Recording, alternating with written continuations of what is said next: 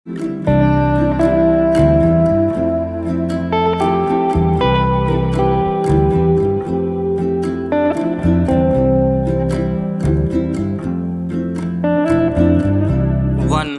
To three start.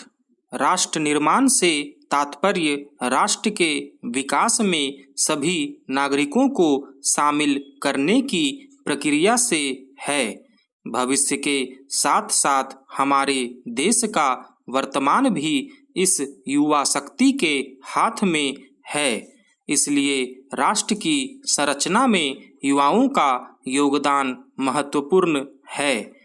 युवावस्था वह समय होता है जब नए और रचनात्मक विचार तथा अन्य विचार मन में आते हैं। जिस समुदाय तथा जिस राष्ट्र में हम रहते हैं उसे आकार देते हैं। राष्ट्र की नीतियों, योजनाओं और विकास कार्यों को युवाओं द्वारा सर्वोत्तम रूप से लागू किया जा सकता है। वे अत्यधिक उत्साही और ऊर्जा से परिपूर्ण होते हैं। यदि उनकी क्षमता का सही दिशा में उपयोग किया जाए तो वे तेजी से राष्ट्र की प्रगति सुनिश्चित कर सकते हैं। आरंभ से ही युवाओं के प्रेरणा स्रोत रहे स्वामी विवेकानंद का यह कथन मुझे कुछ साहसी और ऊर्जावान युवा पुरुष मिल जाएं तो मैं देश में क्रांति ला सकता हूं। राष्ट्र निर्माण में युवा शक्ति की भागीदारी को दर्शाता है। सचमुच स्वतंत्रता आंदोलन में मंगल पांडे, रानी लक्ष्मीबाई, भगत सिंह, सुभाष चंद्र बोस, चंद्रशेखर आजाद तथा खुदीराम बोस आदि युवाओं ने अपना सर्वस्व न्यौछावर करके यह साबित कर दिया कि युवाओं के लिए कुछ भी असंभव नहीं है। देशभक्ति की भावना से ओतप्रोत भारत माता के इन वीर सपूतों के सामने अंग्रेजों की एक न चली। स्वतंत्रता प्राप्ति के बाद भी भारत को अपने पड़ोसी देशों पाकिस्तान एवं चीन द्वारा किए गए युद्धों का सामना करना पड़ा, जिसमें हमारे वीर जवानों की वीरता और साहस ने प्रत्येक भारतीय का सीना गर्व से चौड़ा कर दिया। अपने बड़े बुजुर्गों के मार्गदर्शन में भारत के युवाओं ने देशभक्ति के अतिरिक्त अध्यात्म, धर्म, साहित्य, विज्ञान, कृषि, उद्योग आदि क्षेत्रों में भी पूरे विश्व में भारत का नाम रोशन किया है। बिना युवा शक्ति के भारत सोने की चिड़िया न कहलाता और अपनी अनगिनत देनों से विश्व को अभिभूत नहीं कर पाता। अल्बर्ट आइंस्टीन ने कहा था, संपूर्ण मानव जाति को उस भारत का ऋणी होना चाहिए जिसने विश्व को शून्य दिया। भारत की महान उपलब्धियों के पीछे देश के युवा वर्ग का बहुत बड़ा योगदान था।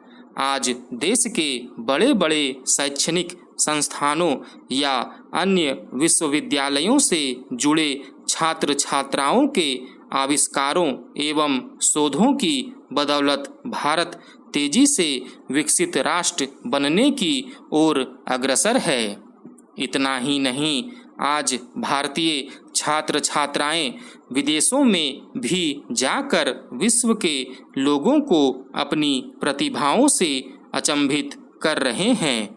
आज भारत के युवा वर्ग ने महात्मा गांधी के इस कथन को अपने जीवन में चरितार्थ कर दिखाया कि अपने प्रयोजन में दृढ़ विश्वास रखने वाला एक कृशकाय शरीर भी इतिहास के रुख को बदल सकता है।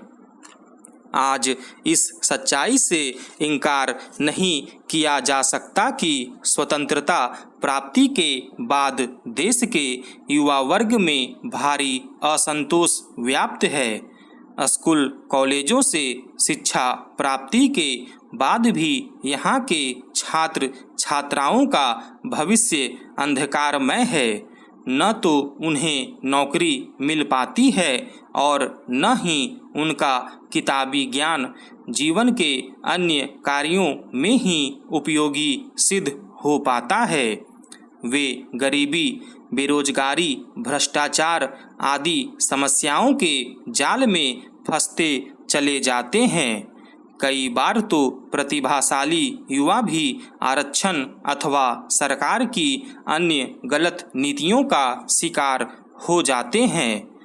ऐसी स्थिति में युवा को सही मार्गदर्शन भी नहीं मिल पाता। फलस्वरूप युवा वर्ग भ्रमित एवं कुंठाग्रस्त होकर पूरी व्यवस्था का विरोध करने के लिए आंदोलन करने लगता है।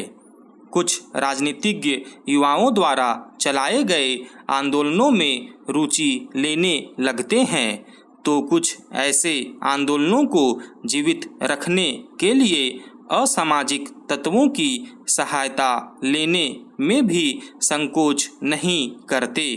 जब ये असामाजिक तत्व लूट या आगजनी करते हैं तो इन विध्वंसक गतिविधियों हेतु युवाओं को दोषी ठहराया जाता है। पहले से ही कुंठित युवा और अधिक कुंठित हो जाते हैं, जिससे उनमें असंतोष की भावना और भी बढ़ जाती है।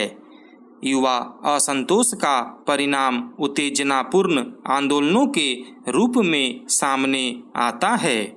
वर्ष 1979 में जयप्रकाश नारायण ने छात्र समुदाय को संगठित कर शिक्षा के क्षेत्र में क्रांति लाने हेतु एक विशाल अभियान चलाया था, जिसमें युवा वर्ग को संदेश देते हुए उन्होंने कहा था, निश्चय ही देश का राजनीतिक चेहरा बदल चुका है, पर विद्यार्थियों की समस्याएं वैसी ही है।